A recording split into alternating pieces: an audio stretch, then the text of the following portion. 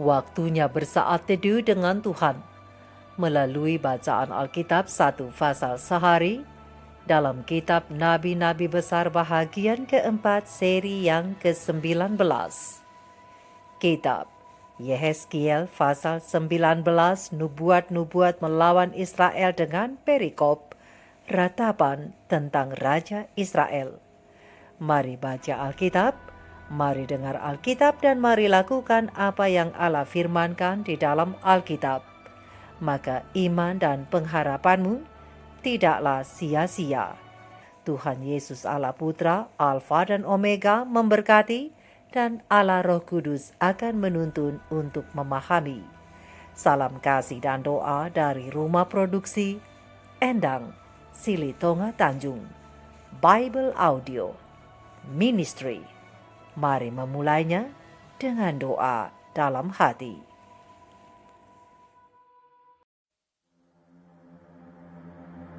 Hai, ucapkanlah suatu ratapan mengenai Raja Israel, dan katakanlah begini: betapa ibumu menjadi seekor singa betina di antara singa-singa. Ia berbaring di antara singa-singa muda dan menyusui anak-anaknya. Ia membesarkan seekor dari anak-anaknya, sehingga menjadi singa muda. Ia belajar menerkam, malah manusia ditelannya. Bangsa-bangsa menyerukan, singa mengamuk. Akhirnya ia terjebak dalam pelubang mereka. Mereka mengelikir dia dan menggiringnya ke Mesir. Sesudah induk singa menyadari bahwa usahanya gagal dan pengharapannya hilang lenyap, ia mengambil anaknya yang lain dan membesarkannya menjadi singa muda. Anaknya ini berjalan-jalan di antara kawanan singa. Ia menjadi seekor singa muda. Ia belajar menerkam, malah manusia ditelannya. Ia merusak puri-puri mereka dan menumpas kota-kotanya. Bumi serta segala isinya diam ketakutan mendengar suara aumnya. Maka bangsa-bangsa bangkit melawan dia dari daerah-daerah sekelilingnya. Mereka memasang jaring untuk menangkapnya dan menjebaknya dalam pelubang. Ia dikurung dalam kandang sambil dikelikir, dibawa ke hadapan Raja Babel dan dimasukkan dalam penjara, supaya suaranya jangan kedengaran lagi di atas gunung-gunung Israel.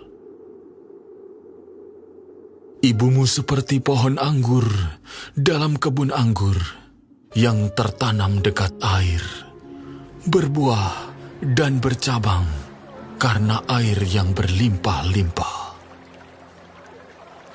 Padanya tumbuh suatu cabang yang kuat, yang menjadi tongkat kerajaan.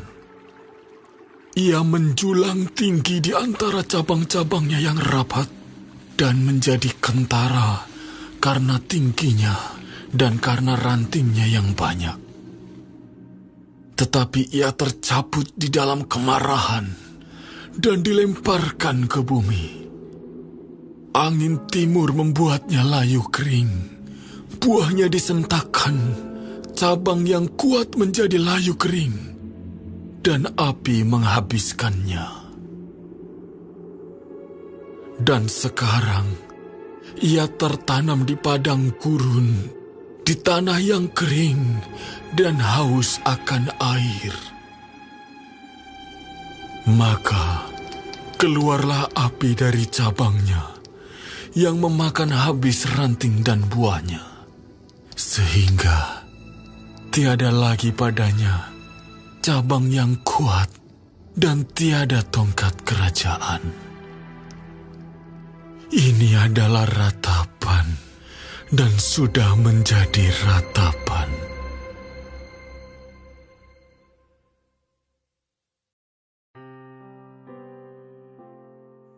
Kita telah menyelesaikan bacaan Alkitab satu pasal sehari dalam kitab Yehezkiel pasal yang ke-19. Sedikit perenungan melalui pasal ini, ratapan tentang Raja Israel dan Israel sebagai kebun anggur Tuhan dengan ayat panduan perenungan. Terang besar Alkitab Yehezkiel 19 ayat 2 dan 3, ayat 10 dan ayat yang ke-12 dengan bunyi nas. Betapa ibumu menjadi seekor singa betina di antara singa-singa. Ia berbaring di antara singa-singa muda dan menyusui anak-anaknya. Ia membesarkan seekor dari anak-anaknya sehingga menjadi singa muda. Ia belajar menerkam, malah manusia ditelannya. Ibumu seperti pohon anggur dalam kebun anggur yang tertanam dekat air, berbuah dan bercabang karena air yang berlimpah-limpah. Tetapi ia tercabut di dalam kemarahan dan dilemparkan ke bumi. Angin timur membuatnya layu kering, buahnya disentakan, cabang yang kuat menjadi layu kering dan api menghabiskannya. Sahabat-sahabat firman, sahabat surgawi yang dikasihi oleh Tuhan di mana saja Anda berada, alangkah malangnya apabila seorang pemimpin bukannya membawa kebaikan, justru menyesatkan dan menghancurkan orang-orang yang berada di bawahnya. Untuk itulah Yehezkiel menyampaikan suatu ratapan atas kehancuran Israel yang dikarenakan oleh raja-raja mereka sendiri.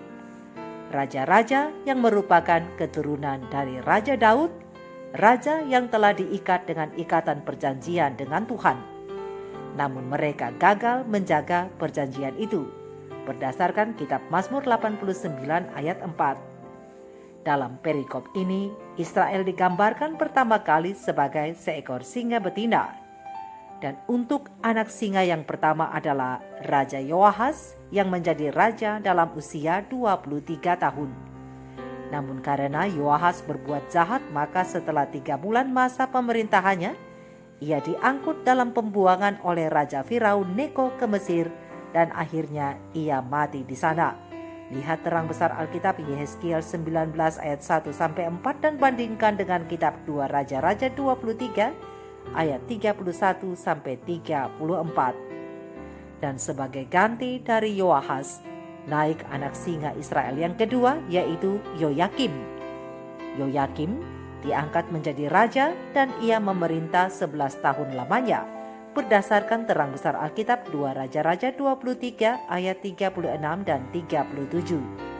Dan setelah Yoyakim wafat, Yoyakim digantikan oleh putranya anak singa Israel yang ketiga, yaitu Yoyakin.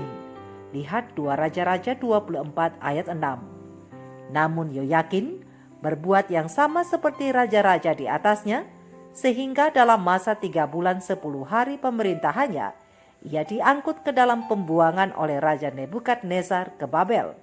Lihat terang besar Alkitab Yehezkiel 19 ayat 5-9 dan bandingkan dengan kitab 2 Tawarik 36 ayat 6 dan 9. Kemudian Israel juga digambarkan sebagai pohon anggur yang gagal menghasilkan buah. Ini merupakan ratapan atas kehancuran Israel secara total yang diakibatkan oleh tindakan raja-raja mereka dan juga mereka sebagai rakyatnya. Latar belakang dari bahagian ini adalah sebuah taman kering yang gersang yang disejajarkan dengan kondisi Israel pada saat tulisan ini dibuat. Sebagai bapa bangsa Israel, tangisan Tuhan Allah seolah-olah hampir tak terbendung lagi. Ini menunjukkan rasa sakit yang ditimbulkan karena anak-anaknya yang bertindak tanpa memperdulikan konsekuensi atau akibat dari suatu perjanjian yang telah dilanggar.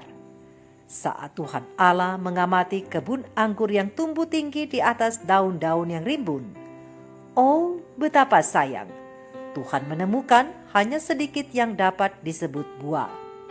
Sahabat-sahabat firman, sahabat-sahabat surgawi, tidak ada yang paling dibenci oleh Yesus selain memiliki pohon yang nampak kaya dengan dedaunan, namun tidak menghasilkan apa-apa. Maka seperti pohon ara kehilangan kehidupannya, demikianlah alasan yang sama untuk pohon anggur Tuhan. Lihat kitab Lukas pasal yang ke-13 ayat 6-9 dan Yehezkiel 19 ayat 10 sampai ayat yang ke-14. Sahabat-sahabat firman, sahabat-sahabatku, sehubungan dengan kebun anggur Tuhan, Tuhan Allah tidak ingin ada yang binasa. Untuk itu, Ia akan melakukan segalanya dengan kekuatannya untuk menyelamatkan orang berdosa yang bertobat. Tetapi pengembangan tanpa menghasilkan buah tidak dapat diterima oleh mereka yang telah menerima karunia keselamatan. Karena itu, Tuhan Allah dalam kesedihan yang dalam dan luar biasa, karena harapan yang gagal dari umat yang dipilihnya, oleh karena keangkuhan yang mereka tunjukkan itu. Akankah murka Allah yang murni merupakan hasil dari perilaku berdosa yang terang-terangan dari umat-umatnya? Merenungkan bagian ini, harus dibangkitkan pemeriksaan diri terhadap kebun anggur rohani dari setiap pembaca maupun para pendengar kitab Yehezkiel pasal yang ke-19 melalui audio ministry ini. Apakah kebun anggurmu, kebun anggur kita hanya dipenuhi dengan dedaunan atau menghasilkan buah? Sahabat-sahabat firman, sahabat-sahabat surgawi, sahabat-sahabatku, pena ilham ilahi roh nubuat membina kehidupan abadi, halaman 218 alinea ketiga dan keempat menjelaskan bahwa sebab kebun anggur Tuhan semesta alam ialah kaum Israel, dan orang Yehuda ialah tanam-tanaman kegemarannya. Di atas bangsa inilah Allah telah mencurahkan kesempatan-kesempatan yang besar, memberkati mereka dengan kebaikannya yang berlimpah-limpah. Allah mengharapkan agar mereka memuliakan Dia dengan jalan menghasilkan buah. Mereka harus menyatakan asas-asas kerajaannya di tengah-tengah dunia yang berdosa, dunia yang jahat. Mereka harus mewakili tabiat Allah. Untuk itu, sahabat-sahabatku sebagai kebun anggur Tuhan, mereka yaitu Israel badani, demikian juga dengan kita Israel rohani, harus mengeluarkan buah yang sama sekali berbeda dari bangsa-bangsa yang tidak mengenal dan tidak takut akan Allah. Karena bangsa-bangsa ini telah menyerahkan dirinya kepada perbuatan kejahatan, kekejaman dan kejahatan, tamak, penindasan dan perbuatan-perbuatan yang paling jahat yang dimanjakan tanpa batas. Kejahatan, kemerosotan dan kesengsaraan adalah buah-buah dari pohon yang jahat. Jadi sahabat-sahabatku, sahabat-sahabat firman, yang harus jelas berbeda dari umat Tuhan dan anak-anak duniawi ialah buah-buah yang dihasilkan oleh anggur yang ditanam Allah. Mari kita renungkan ini bersama. Tuhan Yesus memberkati. Maranatha. Shalom.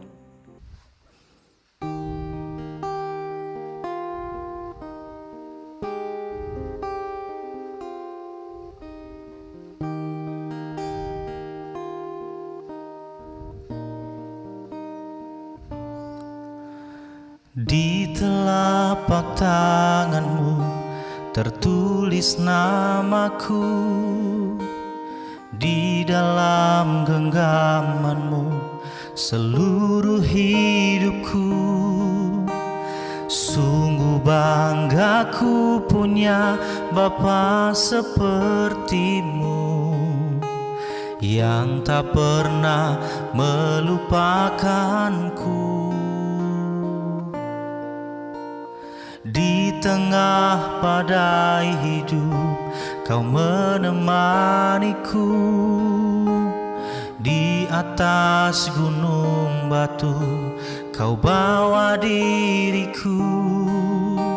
Sungguh bangga ku punya Bapa sepertimu, yang tak pernah meninggalkanku. Ku nyatakan Engkau Tuhan di hidupku, Tuhan di setiap ucapan dan perbuatanku. Ku nyatakan Engkau Tuhan di hidupku, Tuhan yang selalu ku sembah di setiap nafasku.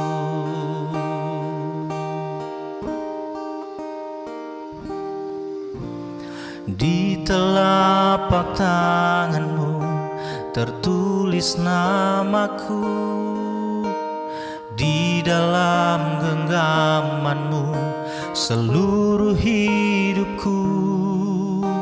Sungguh bangga ku punya Bapa sepertimu, yang tak pernah melupakanku.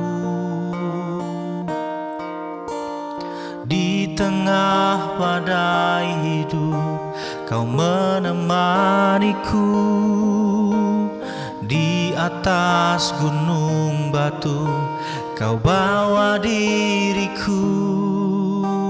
Sungguh bangga ku punya Bapa sepertimu, yang tak pernah meninggalkanku.